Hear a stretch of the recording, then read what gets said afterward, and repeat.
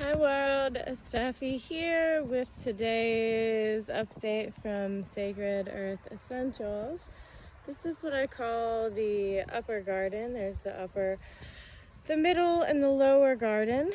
So I want to take this moment to give thanks for this land, for the sun shining, for all of you, and just want to give thanks to all of this because every day I receive another blessing, and every day I learn something new. So every day we have this opportunity to love and be loved, to learn and to teach, and to bless and to be blessed. And so just really wanting to share that reminder for you all, as well as for myself, to stay grounded in the things that drive us, the things that fuel our burning passion for life, the things that help make the world a better place.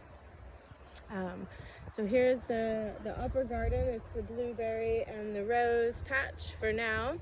And then maybe one day here I can build one of my retreat cabins, or a little hobbit home would also be lovely. And so today's conversation, other than wanting to give thanks, as we continue on with our 365 days of soil and soul, although it'll be more than 365 days.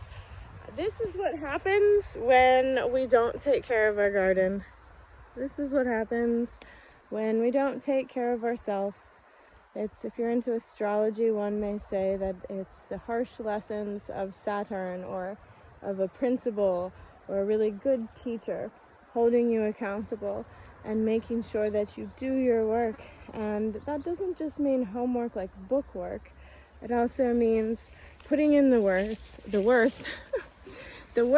to see your own worth, and putting in the work to tend to your physical work in the world, your purpose-driven life, as well as to your inner work of self-caring for the soil of your soul.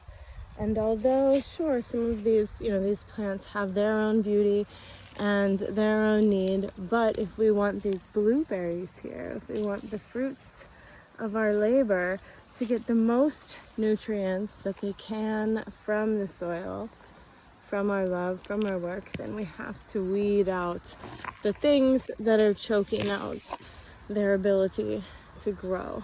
And so that's a part of growth mindset, I believe, is that it's not just about using the challenges as compost to fertilize your plants, your dreams, what your mind is growing into, what your life is growing into, but also remembering that it's okay to weed out what is not serving you or your garden. So we'll see how long this takes me to weed out. These are North Star berries, I believe. They were planted here by the previous stewards of this land. And I also have Patriot Blues. And wanting to take a moment here to give thanks to the United States of America. All things considered, I mean, there's a lot of controversy about the history of this nation, and there have been a lot of atrocities committed and still being committed. But I also am thankful to live here, and I'm thankful for all of those who have made sacrifices from, all backgrounds, all genders, all races, all beliefs, who have made varying different types of sacrifices so that we can live here, free, and the home of the free and the brave. And again, same with there's my grapes. Same with the intellectual abilities. If we're not sharpening the faculties of our mind, not practicing our meditation, we miss things.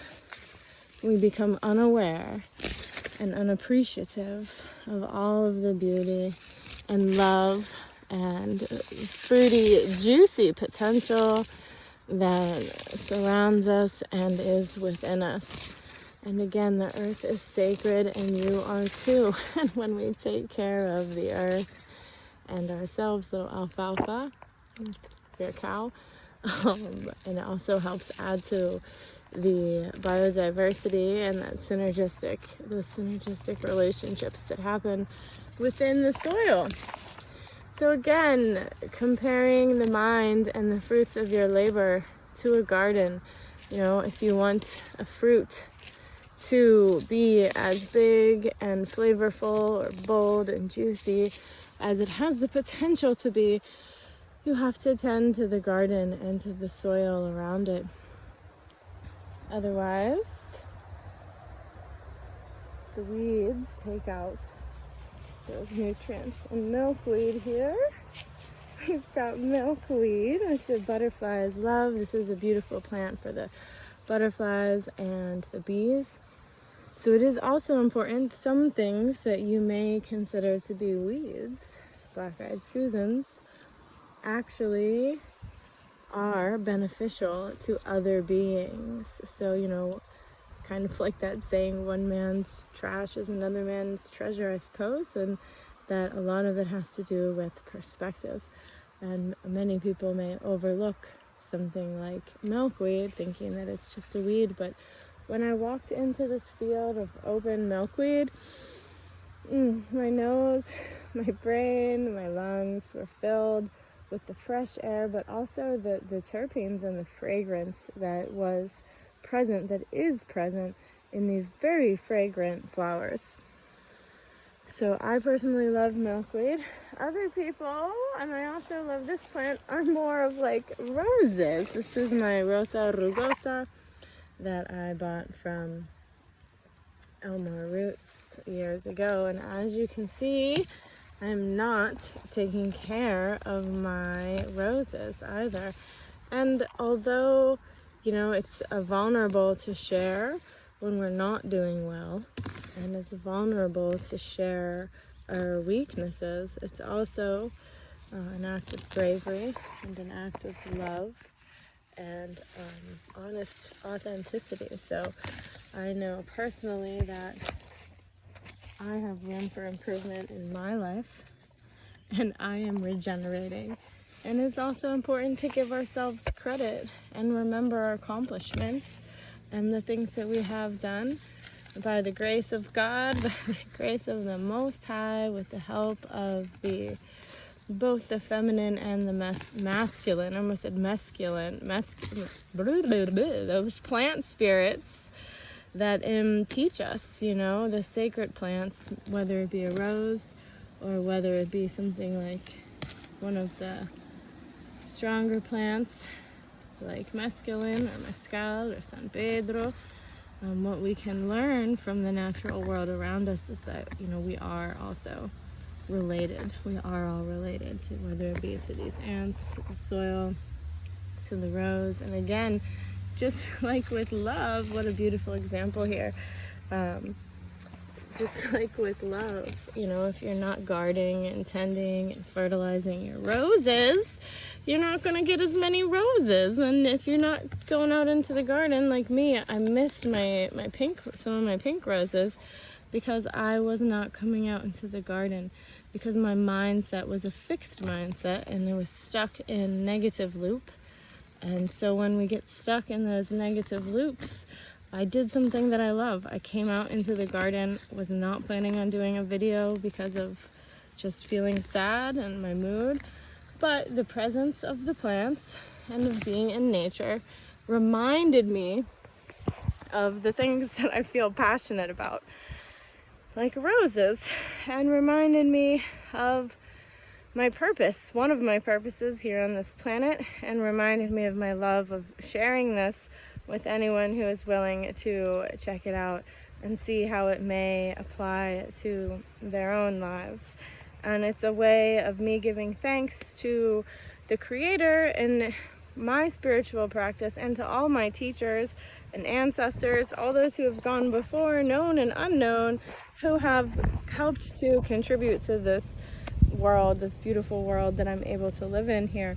And that my job and my mission and my heart space, when not focused on selfish needs or complaining, I have so much to give and to share for others. And so maybe I am only sharing these videos, maybe I'm giving tips about soil and soul, but it is an offering. And I think that, oh look, there's a butterfly. If I go chase it though, it's gonna fly further away. So, squirrel. But the point being is that when we have gifts, if we are not using them, I know I myself often can become scared of using my gifts and not believing that I have enough knowledge, or that I'm not an expert enough, not good enough, I don't have a written script out, or, professional equipment. But I think that the point is to just share of oneself, that we are all the gifts. And wherever we go, we carry gifts, and we have the choice of bringing joy into a place. We have the choice of bringing love into a place. We have choice what to do with our energy and our time and our bodies and our words. And that I would like to share more of myself with all of you. And so, if we neglect our external or internal environments, it becomes chaotic and overrun with weeds and overwhelming to try to manage. This is just the upper garden, right? So also reminding us that it can be a combination of doing our own work as well as asking for help when needed. So, as just like with love, whether it be with ourselves or with other people, we want to guard our love from intruders, for example, while also blossoming and spreading beauty. You can appreciate a rose without touching it, for example. And the other awesome lesson I have learned from roses recently is I was at my friend's Sage Mountain Herbal Botanical Sanctuary recently doing some gardening, and there's a gorgeous, huge rose patch, taller than me roses. And I had the honor and the blessing of being able to weed them and to prune them. And there were blackberries around them as well. And as much as we love berries, I did have to take out some of those blackberries. But the point of the story here is that there's both the masculine and the feminine principle in fruits and flowers, and that the plant evolved with the thorns for a function and a purpose. And so the thorns may often represent that protective masculine, traditionally labeled, or at least recently labeled masculine, energy of being protective and sharp, so that the flower, or the fruits in the case of a berry, like a blackberry or a raspberry, so that the fruit and the flower are able to, blossom and share their beauty and their gifts with the world. So reminding ourselves in our own external and internal gardens to balance our yin and yang, our feminine and masculine principles, and to heal any wounds that we may have in regard to those energies being out of balance. And having confidence in ourselves seems to be another theme coming up lately, and having confidence in the the Creator, in the Most High, in God, in the goddess that you believe, or whatever you would like to or not like to label it as, that you are a gift, that you are created with beauty and wonder, that you